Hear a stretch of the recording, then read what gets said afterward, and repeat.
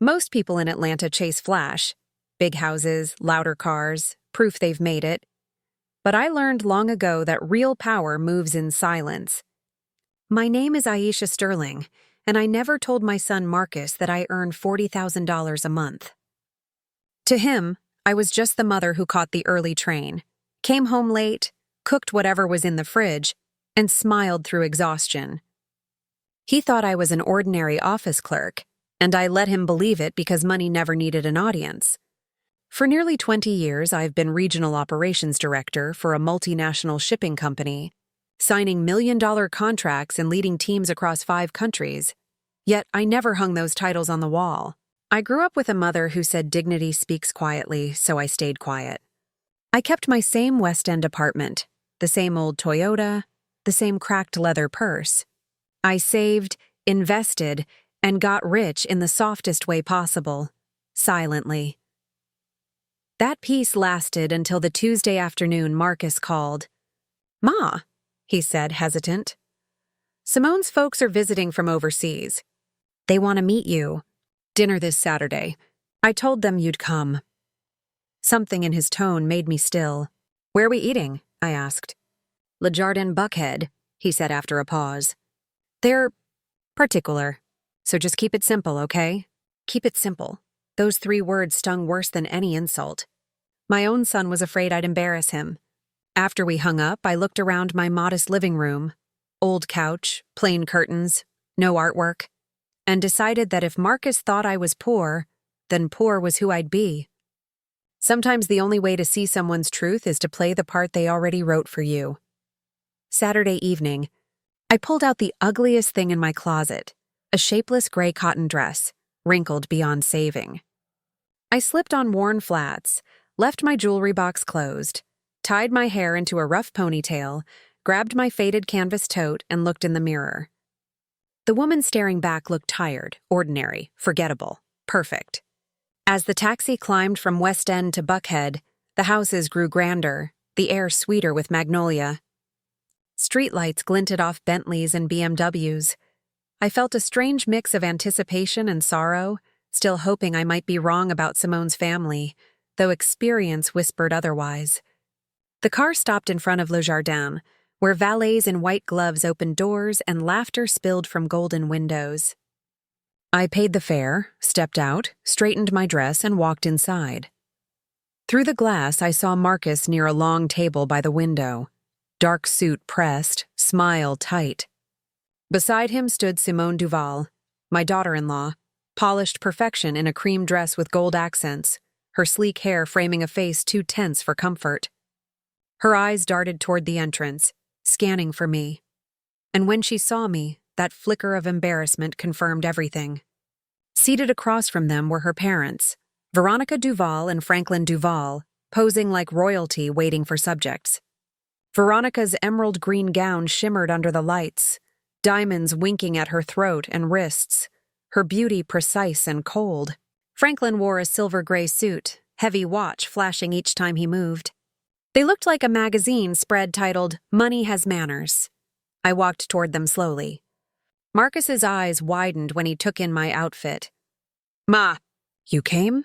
he murmured, unease slipping through his voice. "Of course, baby," I said softly, offering the timid smile of a woman unsure she belonged. Simone brushed my cheek with a mechanical kiss. "Mother-in-law, it's nice to see you," she said, and the lie hung between us. She turned to her parents.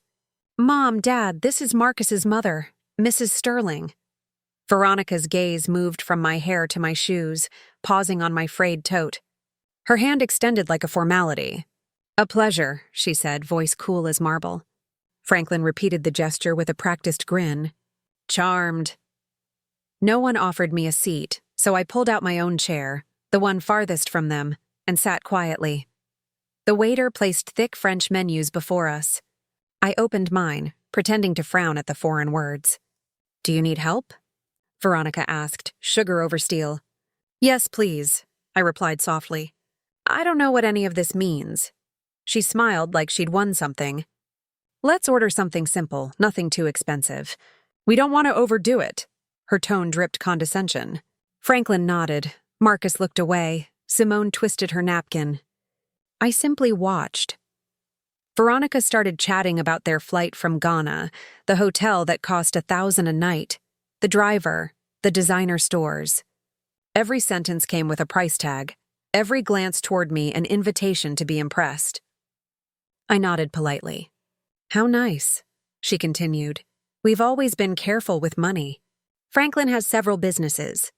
I manage our investments. And you, what do you do exactly, Aisha?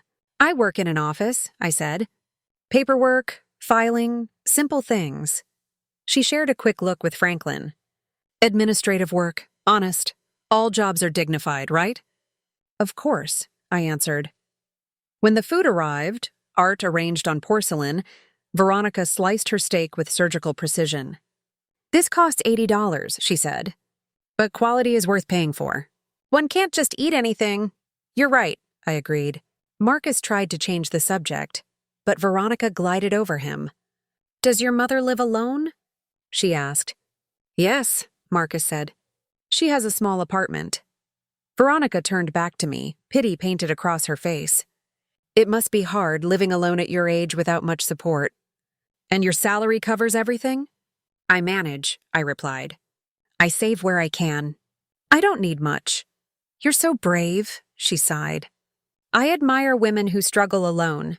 Of course, every mother wants to give her child more, but we all give what we can. The knife of judgment was wrapped in silk, but I felt the cut. She was telling me I hadn't given enough. Simone kept her eyes down. Marcus's hands tightened beneath the table. I smiled faintly. You're right. Everyone gives what they can. Veronica continued. We always made sure Simone had the best. Private schools, travel, languages. We helped them with the house, paid for their honeymoon. That's just who we are. We believe in supporting our children. She paused, eyes gleaming. And you, Mrs. Sterling? Were you able to help Marcus with anything when they married? Not much, I said quietly. A small gift. How sweet, she replied. Every detail counts. The amount doesn't matter. The intention is what's important. Inside me, something cold began to move, steady as a tide beneath ice. I kept my soft smile and let her keep talking, because people like Veronica always reveal themselves if you give them room. She raised her glass. This wine's from a rare French region, $200 a bottle. But when you know quality, you don't skimp. Do you drink wine, Aisha? Only on special occasions, I answered. Usually the cheapest kind. Oh, don't worry, she said. Not everyone has a trained palate. That comes with travel and education. Franklin and I have toured vineyards all over Europe. Simone's learning too. She has good taste, just like us. Thanks, Mom, Simone said faintly. And you, Aisha? Any hobbies? I watch TV, cook, walk in the park, simple things. Veronica and Franklin shared that silent, knowing look. How lovely, she said. Simple things have their charm, though of course one aspires to more. To travel, to grow culturally. Not everyone has those opportunities. You're right, I told her evenly. Not everyone does. Dessert arrived. Tiny slices of cake glimmering under the chandelier, each piece a sculpture on a white plate. Veronica ordered the one dusted with gold flakes. $30 for a bite of heaven, she said, fork poised. It's the little luxuries that separate us, don't you think? I smiled politely and took a spoon of the plain option the waiter had brought me. Delicious, I said softly. Veronica dabbed her mouth, then leaned forward, her tone shifting from performative warmth to deliberate gravity. Now that we're all here, I think it's important we talk as a family. Marcus stiffened. Mom, maybe now's not— Let me finish, son, she said, raising a manicured hand. Marcus is our son-in-law. We adore him. Simone loves him dearly, but as parents we always want the best for our daughter, and that means ensuring stability. Her eyes slid toward me. Stability? I repeated quietly. Yes, she said, financial and emotional stability. We've supported them a great deal, and of course we'll continue to. But we also believe Marcus shouldn't have unnecessary burdens. Her phrasing was neat, rehearsed, lethal. A burden, meaning me. Simone stared at her plate. Marcus's jaw clenched tight. I kept my expression neutral. I see, I said. Go on. Veronica folded her hands on the table, the diamonds glittering like warning lights. We know you live alone. That must be hard at your age, especially with a limited income. Naturally, Marcus worries about you, and that's commendable. But we don't want that concern to interfere with his marriage. She smiled faintly, satisfied with her diplomacy. That's why Franklin and I have been thinking. We could help you financially, offer you a small monthly allowance. Something modest, of course, just enough so you can live comfortably without Marcus feeling responsible. The air in the restaurant shifted, the hum of conversations fading to a dull buzz around us. I stared at her unblinking, then asked evenly, And in exchange? Veronica's smile held. Nothing much. Only that you give them space. Don't call too often. Let them build their life without pressure. You'd still see them on holidays, naturally, but less involvement. It would spare everyone unnecessary stress. They wanted to buy me off, $700 a month for silence and distance. Marcus pushed his chair back. Mom, that's enough. Marcus, Veronica said sharply. Calm down. We're talking like adults. Franklin placed a heavy hand on her arm. She understands what we mean. I lifted my water glass, took a slow sip, and set it down carefully. The timid woman they'd been entertaining disappeared the moment I spoke again. That's an interesting offer, Mrs. Duval. Truly generous. Veronica's mouth curved into a self-satisfied smile. I'm glad you see it that way. I do, I said. Though I'm curious, what exactly would you consider modest? Veronica hesitated, glancing at Franklin. $500, maybe $700, depending. I nodded. So $700 a month for me to vanish from my son's life. Her eyes widened. I wouldn't put it like that. But that's exactly what it is, I replied evenly. You're offering hush money for peace of mind. She shifted uncomfortably. You're misunderstanding. I leaned forward, voice calm, words slicing cleanly. Let me ask you something. How much did you help with their house? $40,000, she said, proud again. And the honeymoon? $15,000. Europe, 3 weeks. Worth every penny. So $55,000 total, I summarized. You call that love? Veronica frowned. Of course. When you love your children, you don't hold back. True, I said softly. When you love your children, you don't hold back. But tell me, did all that spending buy you respect? Did it buy real love or just obedience?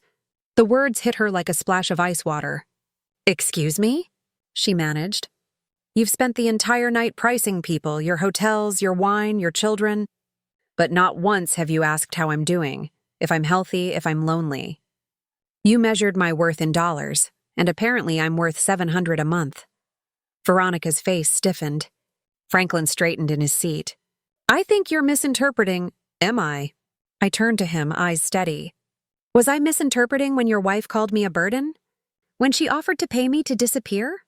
Or was that simply your family's version of good manners? He opened his mouth, then shut it. Marcus whispered, Mom, please. No, baby, I said gently. I've been quiet long enough. I laid my napkin on the table, leaned back, and let the silence settle. The soft music around us continued, but our table was frozen in its own universe. Veronica, I said finally, you told me earlier you admire women who struggle alone. Tell me, have you ever struggled alone? Her brow furrowed. I've worked hard. Have you ever built something from nothing? I asked. Without family money? Without a safety net? I manage our investments, she said defensively. I oversee properties. Properties you bought together with your husband, I said. Investments funded by his capital. Managing isn't creating, Veronica. There's a difference between steering a ship and building it. Franklin's jaw tightened. That's unfair. No, I replied calmly. What's unfair is assuming someone like me hasn't achieved anything simply because I don't flaunt it. For the first time all evening, Veronica said nothing. So I told her the story she never asked for. 40 years ago, I began. I was 23, a secretary earning minimum wage, living in a rented room. I got pregnant. The father vanished. My family turned their backs. I worked until the day Marcus was born and went back to work 2 weeks later. I studied at night, taught myself accounting and finance from borrowed library books. I climbed, secretary to assistant, assistant to coordinator, coordinator to manager, manager to director. It took 20 years of grind you can't imagine, but I made it. Their faces were pale now, Marcus's most of all. Do you know how much I earn? I asked quietly. Veronica shook her head. $40,000 a month. For almost 20 years. The table went still. Forks froze midair. Simone's eyes widened. Franklin frowned as if doing the math. Veronica simply stared. 40,000? She whispered. That's right, I said. I'm regional operations director for a multinational. I oversee 5 countries, manage budgets of hundreds of millions, and sign contracts that require legal teams to read. Every day, Marcus looked stricken. Mom, why didn't you ever tell me? Because you didn't need to know, I said gently. I wanted you to value work, not money. To be a man, not an heir. Money corrupts, baby. I wasn't going to let it touch you. Simone's voice trembled. Then why live so simply? Why that small apartment? Those clothes? I smiled. Because I don't need to impress anyone. True wealth doesn't scream. The richer I became, the less I needed to prove it. I looked at Veronica. That's why I came dressed like this. That's why I acted poor. I wanted to see how you'd treat me if you thought I had nothing. And I saw everything, Veronica. Every sneer, every ounce of pity. Her cheeks flushed dark, humiliation creeping past her control. This is absurd, she snapped. If you made that kind of money, we'd know. Marcus would know. He didn't, because I let him believe the picture he wanted to see, I said. I live simply, save, invest. I don't waste. My wealth doesn't need validation from strangers, Franklin tried to recover. Still, you've been rude. You misread our intentions. I met his eyes. Did I misread being called a burden? Being offered $700 to stay out of my son's life? If that's good intention, I'd hate to see malice. I stood slowly. The timid posture was gone. My voice carried authority that silenced the entire table. Let me teach you something, Mr. and Mrs. Duval. Money doesn't buy class. It doesn't buy empathy or education. You might have plenty of cash, but you're bankrupt where it matters. Veronica rose, anger trembling in her frame. And you think you're better? You lied, you deceived us. No, I said coldly. I simply gave you the stage. You showed the world who you are all by yourselves. Simone's eyes filled with tears. Mother-in-law, I didn't know. I know, I said gently. You didn't, but your parents did. They enjoyed humiliating me until they discovered the poor woman they mocked has more money than they do. Veronica's voice shook. You have no right. I have every right, I replied. Because I'm Marcus's mother and because respect isn't optional. Marcus pushed his chair back. Mom, please, let's go. Not yet, I said. I turned back to Veronica. You offered to help me with $700 a month. Here's my counteroffer. I'll give you $1 million right now if you can name a single time you treated someone kindly who didn't have money. She opened her mouth, then closed it. Silence. Exactly, I said. Because to you, people are only as valuable as their bank accounts. I built mine from nothing.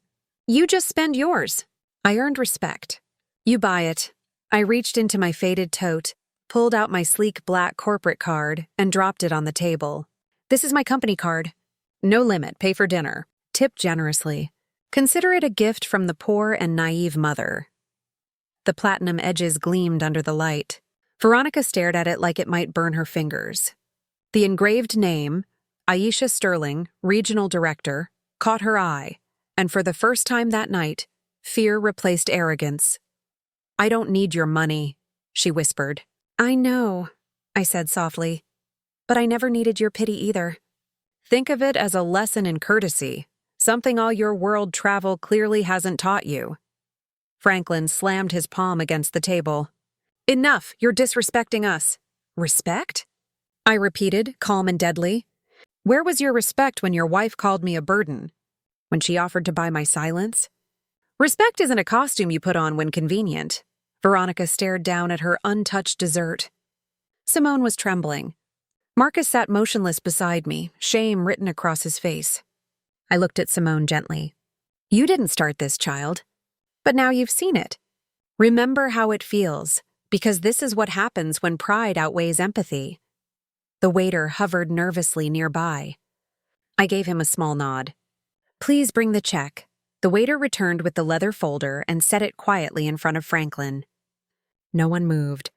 The glow from the table candles flickered across the tension like a live wire. Franklin reached for his wallet with forced calm, pulling out a gold credit card that looked as shiny as his cufflinks. He placed it on the bill without a word. The waiter took it with a polite nod and disappeared into the shadows between tables. No one spoke. Marcus stared at his plate. Simone wiped her eyes. Veronica sat motionless, the tightness in her jaw betraying her fury. When the waiter came back, his professional smile was thinner. I'm sorry, sir. Your card was declined. The color drained from Franklin's face. That's impossible, he snapped. Run it again. The waiter nodded, retreated, and returned less than a minute later. I ran it twice, sir. It didn't go through. Franklin's composure cracked. That card has no limit. It must be a system error. Veronica leaned forward, voice sharp with embarrassment. Try another one, dear. Franklin dug into his wallet and produced another, this one platinum, and handed it over with visible irritation. Marcus shifted uncomfortably in his seat. Simone's fingers trembled around her napkin. I said nothing. I simply watched, calm and collected. A few minutes later, the waiter was back again. I'm very sorry, sir. This one was also declined. Franklin pushed back his chair and stood abruptly. This is ridiculous. I'm calling the bank right now. He stormed out toward the lobby, his phone already to his ear. Veronica sat frozen, humiliated, whispering, This has never happened to us.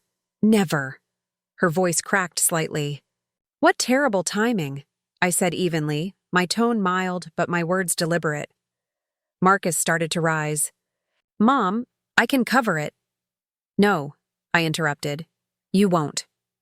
I reached calmly into my worn leather wallet and pulled out a card the color of midnight metal, heavy and cold in my hand. I laid it gently on the table. Let me handle it. The waiter's eyes widened slightly. Even from across the room, he recognized what it was. He picked it up carefully, almost reverently, and walked away. Veronica stared at the empty space the card had occupied, realization dawning on her face. Is that, she began. Yes, I said. A centurion. Her mouth fell slightly open. American Express Black, she murmured. Invitation only? That's right, I replied quietly. Minimum annual spending of $250,000. Annual fee $5,000. Benefits you probably wouldn't believe. The waiter returned within moments. Thank you, Ms. Sterling. Everything's taken care of. I nodded once. No receipt necessary. He left us in heavy silence. Veronica's eyes were locked on me now, her expression stripped of arrogance, replaced by something raw, fear, confusion, and shame all mixed together. I stood slowly, smoothed the wrinkles from my old gray dress, and picked up my faded tote. The dinner was lovely, I said. Thank you for recommending this place, and for showing me exactly who you are. You've saved me a lot of time and energy. Veronica's lips trembled. Her voice, once so sharp, came out hoarse. This doesn't end here. You can't just humiliate us and walk away. We're still family. Simone is our daughter. Marcus is your son. You'll have to see us again, I smiled. You're right, Veronica. I'll see you at birthdays, holidays, family gatherings. But every time you look at me, you'll remember this night. You'll remember what you said, how you acted, and how the poor, naive woman you pitied paid for your luxury dinner with a card you'll never own. Franklin returned, pale and breathless. There's a temporary hold on the accounts, he said quickly, avoiding my eyes. Security measure. It'll clear tomorrow. He looked at Veronica. Did she? Yes, she said quietly, not meeting his gaze. She paid. Franklin turned to me, his pride fractured. Thank you, he muttered. That's what family is for, I replied softly. To help when someone needs a little allowance. $700 wouldn't have covered this meal anyway. It came to $800 with the tip. Veronica's face tightened, her nails pressing into her palm. Marcus rose. Mom, let's go, please. I nodded. You're right, son. We're done here. I turned to Simone, who sat crying silently. Simone, I said gently. She lifted her head, eyes red. You're not to blame for who your parents are. No one chooses family, but you do choose how you treat people, how you raise your children, what values you carry forward. Learn from this, she nodded, tears spilling freely. I'm sorry, she whispered. Truly. Don't apologize again, I said. Just be better, she sobbed quietly. Marcus wrapped an arm around her.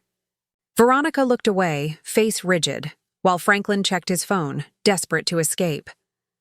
I turned toward the exit, walked a few steps, then looked back one last time. Oh, Veronica, I said, one more thing. You said earlier that you speak 4 languages.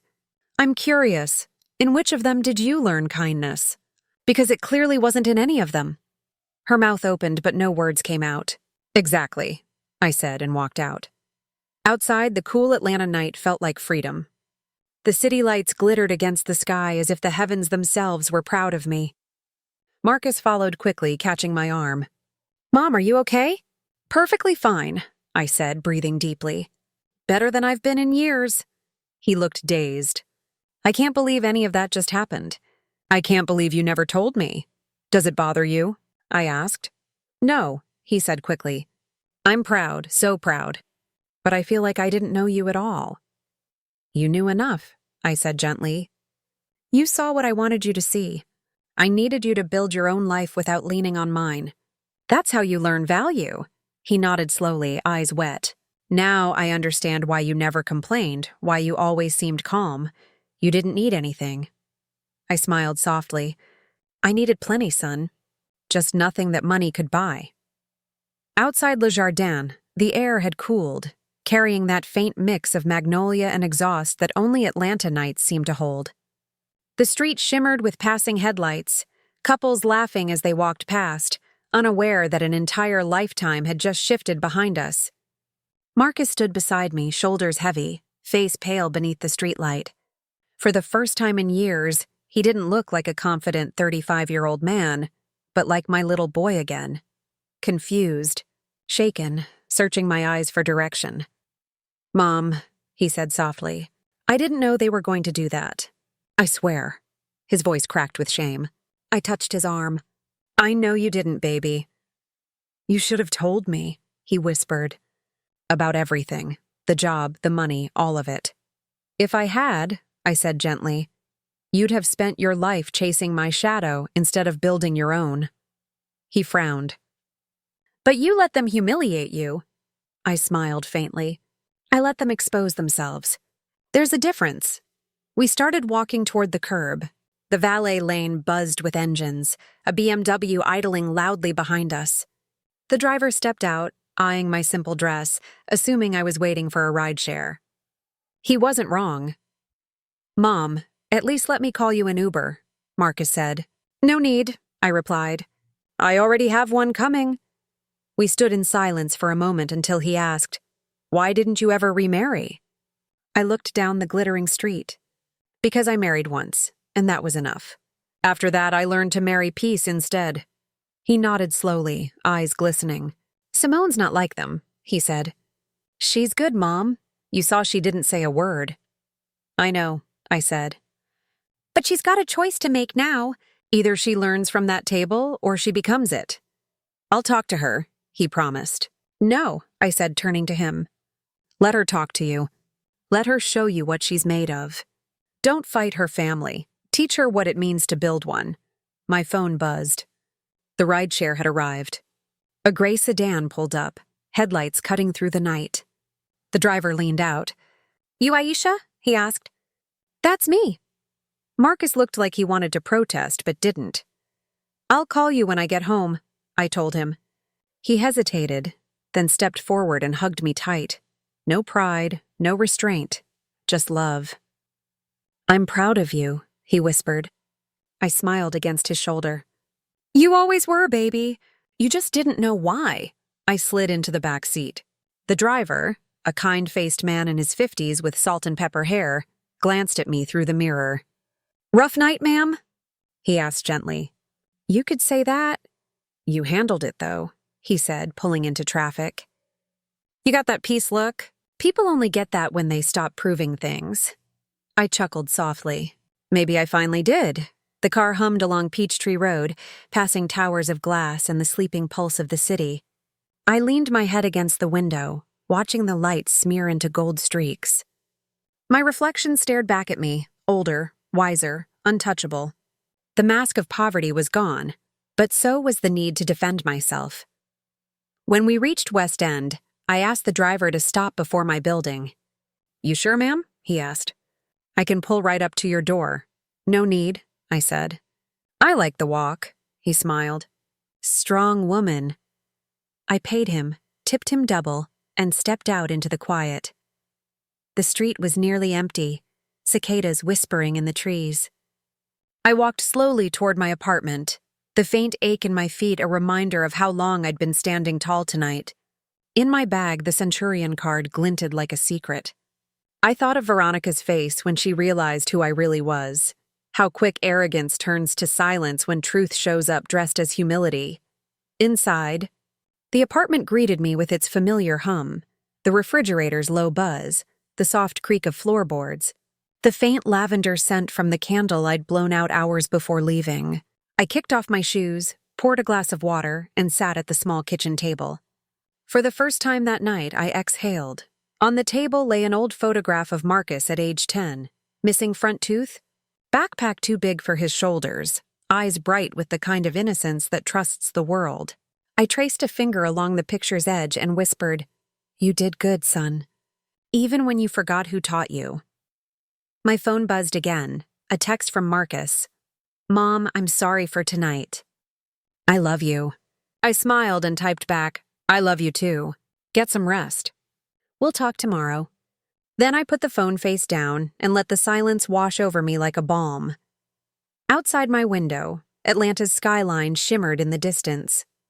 Somewhere across that glittering city, Veronica and Franklin were probably arguing, searching for excuses, trying to make sense of the humiliation they brought on themselves. I didn't need revenge. Their reflection in that restaurant glass was punishment enough. I leaned back in my chair, eyes heavy, heart steady. I thought about how people spend years chasing approval they don't need, collecting things that never fill the quiet. And I smiled, because tonight I'd been reminded of something my mother used to say when life tested her. The loudest power is the one that doesn't raise its voice. I turned off the kitchen light, walked to my bedroom, and let the night close around me like peace finally earned. Morning light crept across the curtains, soft and gold, settling on the worn edges of my kitchen table. The night's tension had vanished into the quiet rhythm of a new day. The city outside was waking up, buses humming, neighbors' radios whispering through open windows, the smell of coffee drifting from somewhere down the hall. I sat with my mug, hands still warm from the cup, replaying every word from the night before. My phone rang. Marcus. His voice came through, rough and low, like someone who hadn't slept. "Hey, Ma." "Morning, baby," I said, stirring my coffee slowly. "You home?" "Yeah," he sighed. "Didn't sleep much." I figured. "You okay?" "Better than ever," I said truthfully. He hesitated. "Simone cried all night." "I can imagine." "She's ashamed of them," he said. "She said she didn't recognize her own parents last night. When they came home, it got bad. Yelling, blaming each other, saying I disrespected the family. She told them she won't let them talk to you again until they apologize." I smiled faintly, even though he couldn't see it. "That girl's got more strength than she knows." "She does," Marcus said. "She told me she finally understood what you meant about money and peace. Said her whole life, she thought her parents' pride was confidence. Now she realizes it's just fear wearing jewelry." That line made me still. "Fear wearing jewelry," I repeated softly. "That's a wise girl you married." "Yeah," he said. "She told me she's done living for show. She wants us to build something different, quiet, simple, real." His voice wavered slightly. I'm sorry I ever asked you to keep it simple that night. You were already doing that better than anyone I know. It's okay, baby, I said gently. You needed to see it yourself. We all do at some point. You can't teach humility with lectures. Life has to hand you a mirror. He exhaled deeply, the kind of sigh that sounded like relief and regret tangled together. Simone wants to call you, he said. I told her to wait until you're ready. I'll be ready when she's honest, I replied. And when she comes to me not out of guilt, but understanding. She will, he said. We talked a little longer, about his work, about how he planned to visit that weekend. Then he hung up, lighter somehow. I sat there letting the quiet return. For the first time in a long time, my heart didn't feel heavy with old habits of silence. There was peace in truth, even when it hurt to say it out loud. Later that afternoon, I decided to take a walk through Piedmont Park. The sun was warm, kids ran through fountains, and old men played chess under the trees. I found my usual bench near the pond, the one where I often came to think when life grew too loud. An older woman I recognized from past mornings was already there, feeding pigeons from a brown paper bag. Morning, baby, she said without looking up. Morning, Ms. Lila May, I replied, sitting beside her. You look lighter today, she said. What happened? You let go of something? I smiled. Maybe I let go of pretending. That's the best kind of letting go, she said, tossing crumbs toward the water. Pretending's heavy. Real don't weigh as much. We sat there in comfortable silence for a while, the breeze ruffling the trees. Then she said, You ever notice rich folks got the heaviest hearts? Must be all that gold dragging them down. I laughed softly. You're not wrong. When I finally stood to leave, she reached out and squeezed my hand. Keep shining quiet, sugar. Loud light burns out fast, I nodded. That's the only way I know. Walking home, I realized something had shifted, not just between me and Marcus, but inside me too. For years, I'd worn humility like armor, but that night at Le Jardin had turned it into a crown. There was strength in silence, yes, but there was also grace in being seen, truly seen, for who you are without apology. By the time I reached my apartment, the sun was lowering behind the skyline, painting everything in amber and rose. My phone buzzed again, a message from an unknown number. Mrs. Sterling, this is Simone. May I come by tomorrow? I'd like to speak to you. Alone. I looked at the message for a long moment, feeling a mix of surprise and curiosity. Then I typed back, tomorrow afternoon. Come as you are. The next afternoon arrived warm and slow, sunlight spilling across my living room floor in long, lazy stripes. I'd made a pot of tea, jasmine and mint, the kind that calms the air. The apartment was quiet, except for the ticking of the clock above the shelf, an old habit of mine to keep the place still before big conversations. At exactly 3 o'clock, the doorbell rang. I already knew who it was. When I opened the door, Simone stood there looking nothing like the polished woman from that restaurant. No makeup, no diamonds, no designer perfume. Just jeans, a pale blouse, hair tied back in a simple ponytail. She looked younger, softer, and scared. Mother-in-law, she said quietly, her voice fragile. May I come in? Of course. I stepped aside.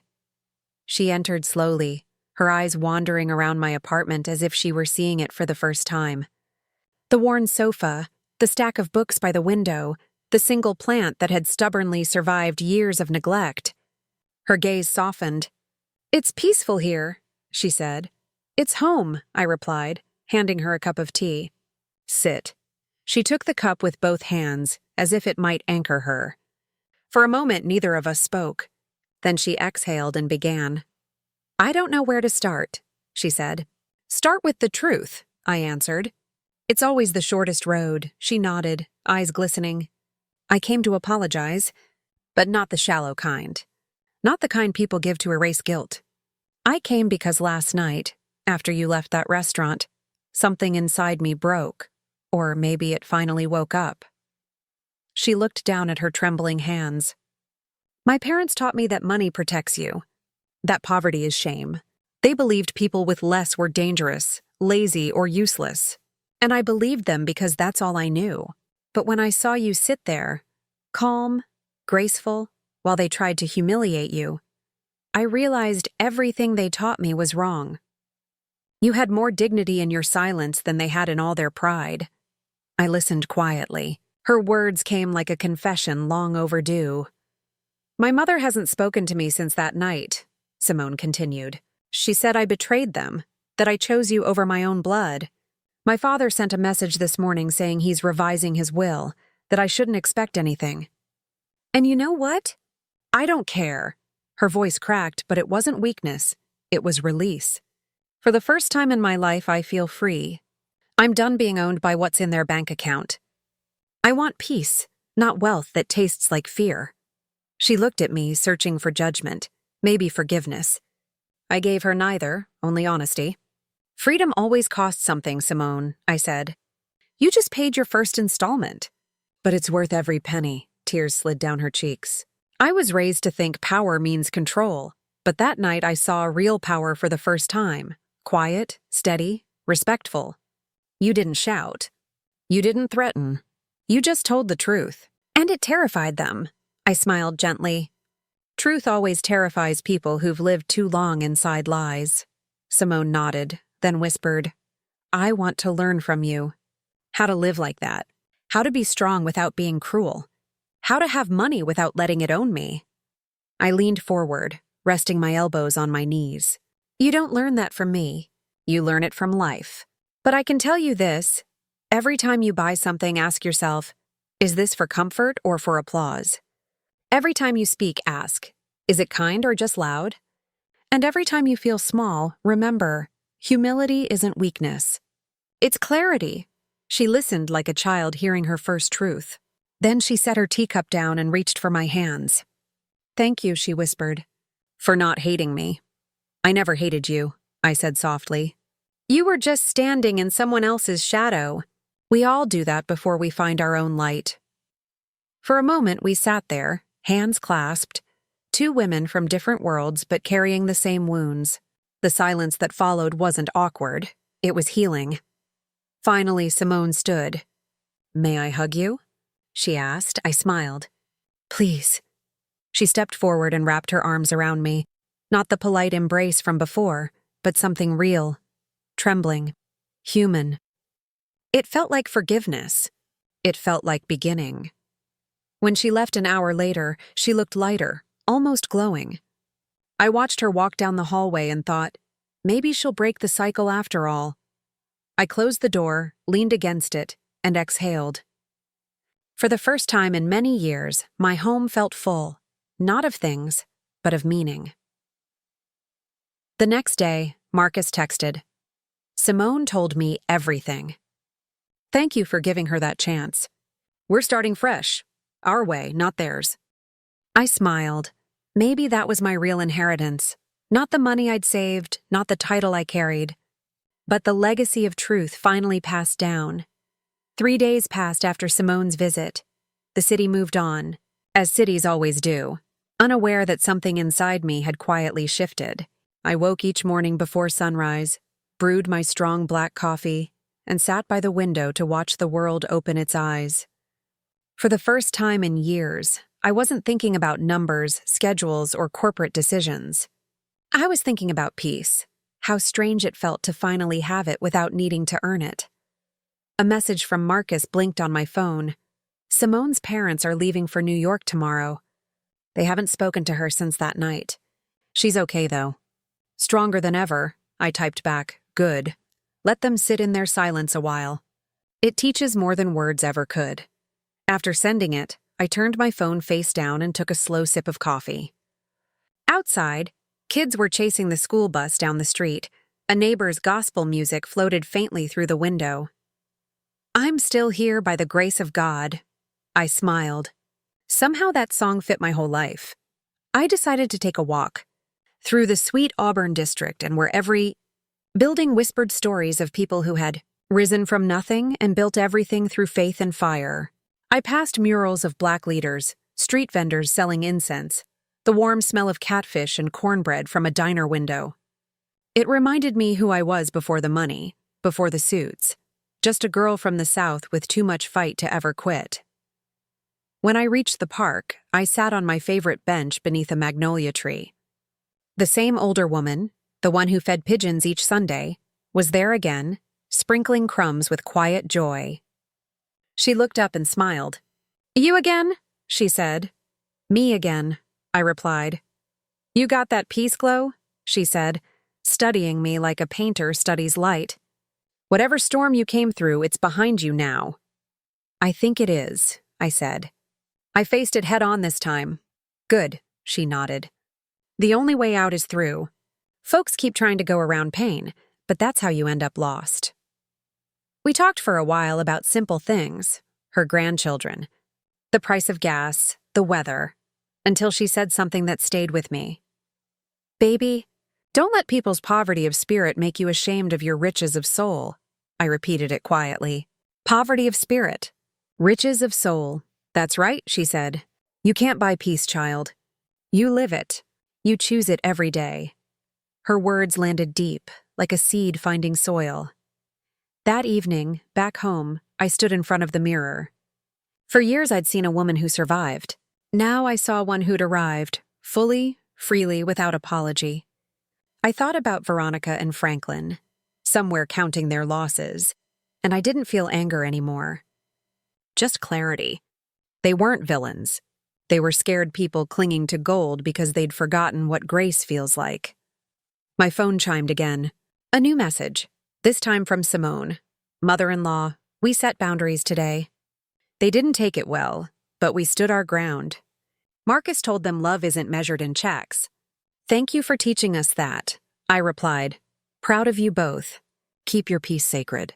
Never trade it for approval." The sun dipped low beyond the window, pouring gold across the walls. I picked up my journal, something I hadn't done in years, and began to write. Not reports or budgets, but thoughts, memories, lessons. I wrote, "Money can open doors, but character decides which ones stay open. Silence can be strength, but truth is liberation, and the richest people I've ever known never needed to say a word about it." I closed the book, placed it on the table, and smiled. The air felt lighter, like I'd finally taken off a coat I didn't realize I was wearing. Later that night, as I sipped tea by the window, Marcus called again. His voice was steady this time, calm. "Mom, Simone's cooking tonight. She wants you to come over this weekend, just us. No drama, no parents, just family." "I'd like that," I said. "It's time we start new traditions." He paused. "I love you, Mom." "I know," I said. "Now make sure that girl doesn't burn my cornbread." He laughed, the first real laugh I'd heard from him in weeks. When the call ended, I turned off the lights and let the quiet fill the room. The city hummed beyond the glass, steady and alive. I had my peace, my truth, my family, and I didn't need anything else. Saturday evening arrived dressed in soft light and a gentle breeze. The city buzzed with weekend laughter, car horns, music from open windows, neighbors grilling in the courtyard. I stood before my mirror, adjusting a pair of gold earrings I'd had for years. They weren't expensive, but they were mine. A reminder that elegance isn't about price tags, it's about peace. I chose a simple emerald dress, pressed neatly, and a light shawl over my shoulders. No designer labels, no statement pieces, just quiet grace. Before leaving, I glanced around my apartment. The framed photos, the soft lamp glow, the worn rug beneath my feet, and whispered to myself, "This is enough." Marcus and Simone lived only 15 minutes away in Midtown, in a cozy townhouse filled with warm colors and laughter. When I arrived, Marcus opened the door before I could knock. He smiled wide, his whole face lighting up. "Mom." He hugged me tight, that strong, grateful kind of hug that says thank you for everything you've carried. "Dinner's ready," he said. "Simone's been nervous since morning." I laughed softly. "Nervous? Why?" "You'll see." When I stepped inside, the first thing I noticed was the smell, not of fancy restaurant food, but home-cooked comfort. Garlic, rosemary, and something sweet baking in the oven. Simone emerged from the kitchen wearing an apron with Queen of the Kitchen written across it. She looked radiant. Simple jeans, curls framing her face, eyes bright and unguarded. "Mother-in-law," she said warmly. "Welcome," I smiled. "Aisha. You can just call me Aisha now." She blinked, surprised, then smiled wider. "All right then, Aisha." We sat at the table. Marcus poured lemonade, not wine, small but meaningful. The dishes were modest: baked chicken, roasted vegetables, cornbread, and peach cobbler cooling on the counter. "It smells like a real home in here," I said. "That's the goal," Simone replied. "A real home, not a showroom." As we ate, the conversation flowed easily. Stories from work, funny moments from their honeymoon, old memories of Marcus as a child. No judgment, no tension, no performative smiles. Just laughter and warmth. At one point, Simone looked at me and said, "I used to think love was something you earn by impressing people, by being perfect, by having enough. But I've learned it's what you build by being real. You taught me that." I reached across the table and touched her hand. "You taught yourself, Simone." I just held up the mirror. She smiled, eyes glistening. "Still, thank you for not giving up on me." Marcus cleared his throat. "We've decided something," he said. "We're starting a foundation, a small one for now, to support single mothers going back to school. We're naming it after you." I froze, my fork halfway to my mouth. "After me?" Simone nodded. "The Aisha Sterling Foundation. For women who work twice as hard with half the recognition, just like you did." For a moment, I couldn't speak. My throat tightened and my eyes filled despite myself. "You two," I whispered. "You don't know what that means to me." Marcus smiled.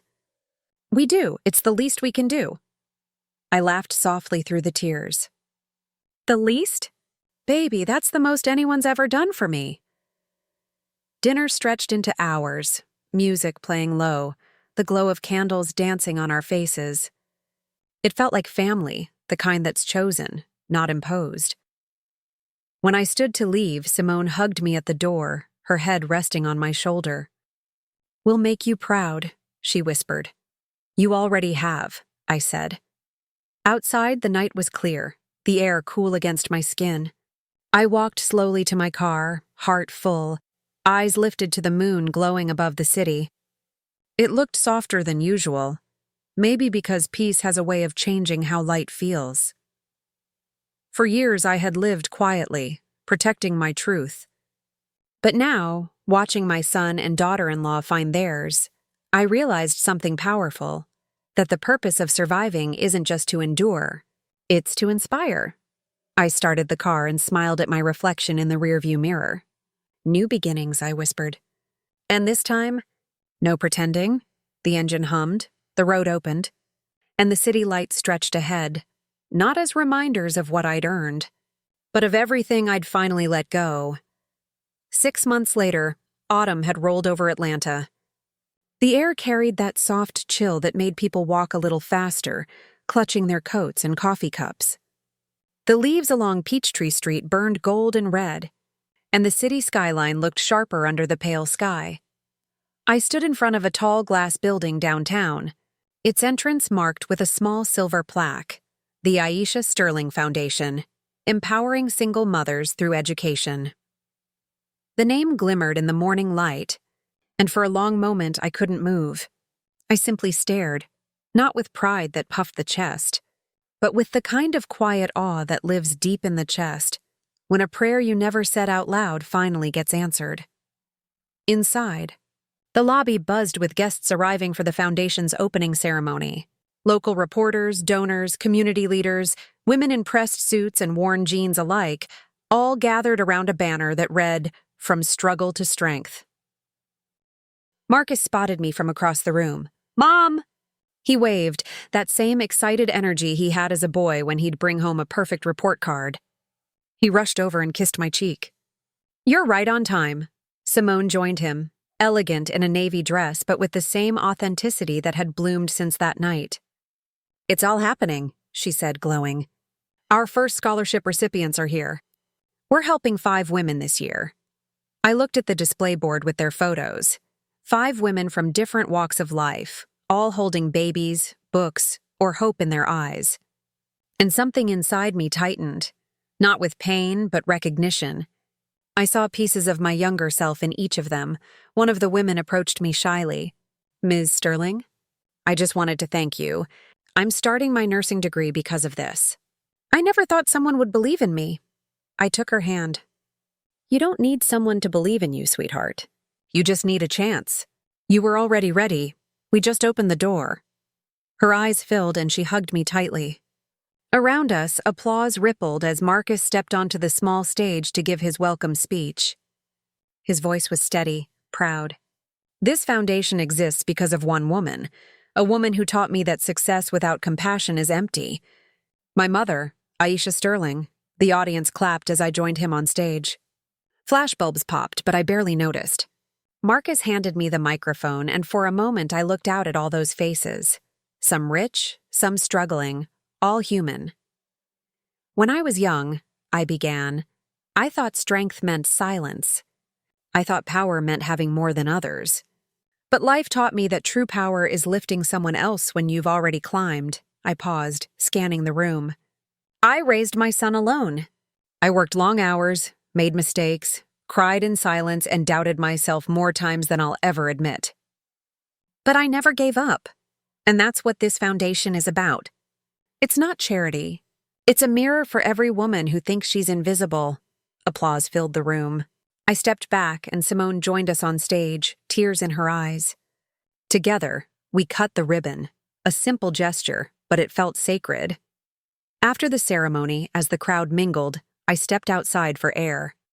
The wind carried a whisper of jasmine and smoke from nearby food trucks. That's when I heard a familiar voice behind me. "Aisha." I turned slowly. It was Veronica.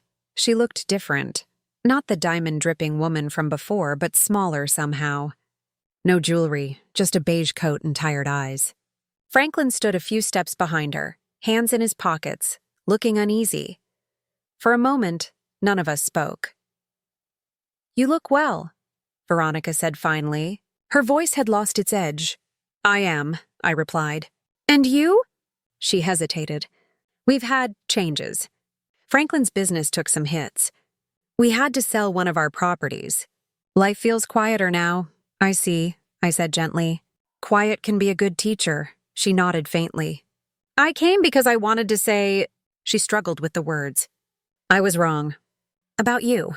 About everything that night. I thought wealth made me untouchable. Turns out I was just insulated. From empathy, from reality. You showed me that." Her honesty surprised me. "That wasn't my intention," I said. "I just wanted the truth to stand taller than pride." Veronica looked down, ashamed. "I didn't come for forgiveness. I came because my daughter's happier now than she's ever been. And I know you're the reason. Thank you for that." I studied her, the tremble in her hands, the honesty in her eyes. Time had stripped her down to something real. "Veronica," I said softly, "life has a way of humbling us so we can finally see what matters. I don't hold grudges, but I do remember lessons." She nodded, a tear escaping down her cheek. "That's fair." Franklin stepped forward awkwardly. "We're proud of Marcus and Simone," he said quietly. "You raised a good man." "Thank you," I said simply. "He raised himself well, too." Veronica smiled weakly. "Take care, Aisha." "You too." They walked away hand in hand, smaller figures fading into the crowd. And I stood there, not with satisfaction or revenge, but with peace. The kind that comes only when you've faced every version of yourself and chosen grace each time. Back inside, Simone called me over. "They left?" she asked softly. "Yes," I said. "And that's all right. Some goodbyes don't need anger. Just understanding." The event wound down, the last guests leaving with gift bags and warm smiles. Marcus locked up and we stood together beneath the sign with my name on it. "Full circle," I whispered. "Full circle," Marcus repeated.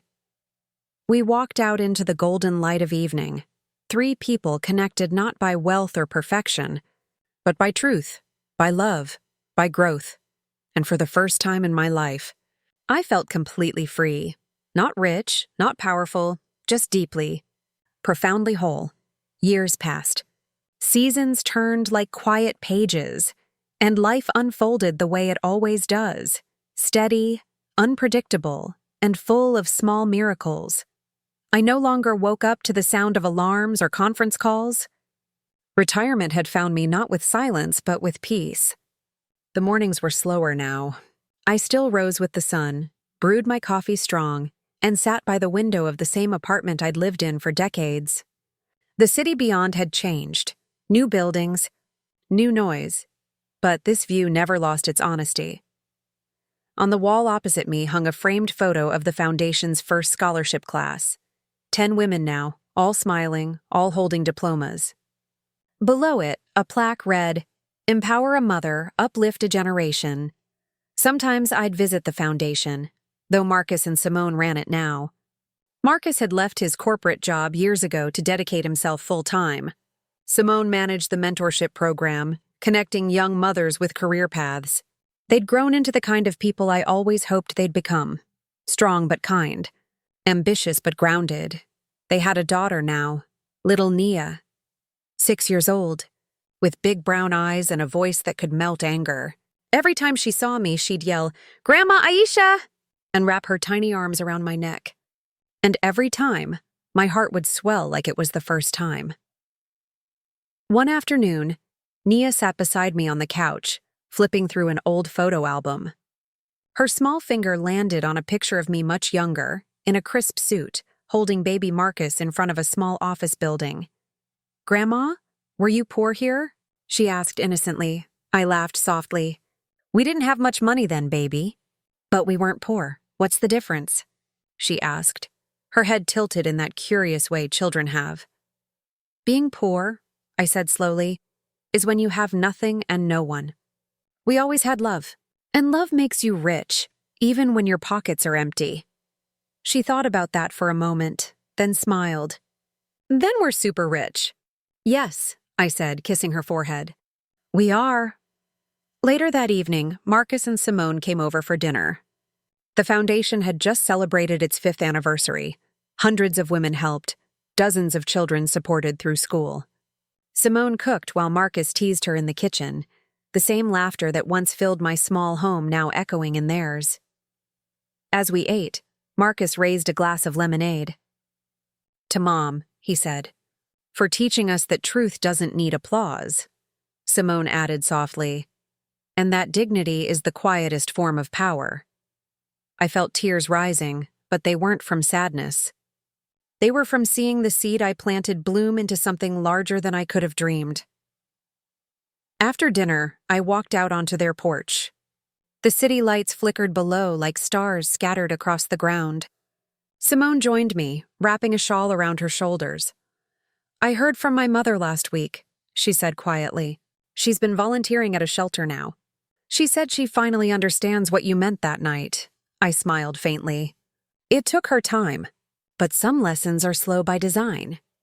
"She asked about you," Simone continued. "Said she wanted to thank you someday face to face."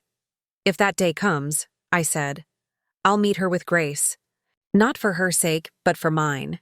We stood there in silence. 2 women who had once faced each other across a table full of judgment, now standing side by side in peace. When I got home that night, I lit a candle by my window, something my mother used to do for gratitude. I watched its flame flicker softly against the glass. I thought about the years behind me, the loneliness, the victories, the sacrifices, the nights I cried into pillows and the mornings I rose anyway. I thought about Veronica and Franklin, about Marcus and Simone, about Nia's laughter echoing in the hall. And I realized something simple and profound. All my life, I had mistaken humility for hiding.